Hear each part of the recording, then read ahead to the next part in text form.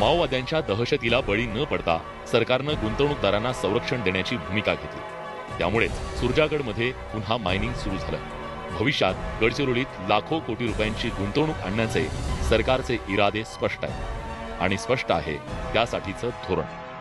हे गडचिरोली आधुनिक गडचिरोली आम्ही बनवतोय, पण ही गुंतवणूक येत असताना दोन तत्व मी सांगितली। पहिलं तत्व, गुंतवणूक तर आणू, पण जल, जमीन आणि जंगल या गडचिरोलीचं जे आहे त्याचं संवर्धन करून या ठिकाणी आम्ही गुंतवणूक आणू, हे पहिलं तत्व। आणि दुसरं तत्व, या ठिकाणी जो रोजगार तयार होईल त्याच्यावर पहिला अधिकार हा भूमिपुत्रांचा असेल, या गडचिरोली जिल्ह्यातल्या आमच्या तरुणांचा असेल। या दोन तत्वांवर आपण सगळ्यांना मान्यता दिली।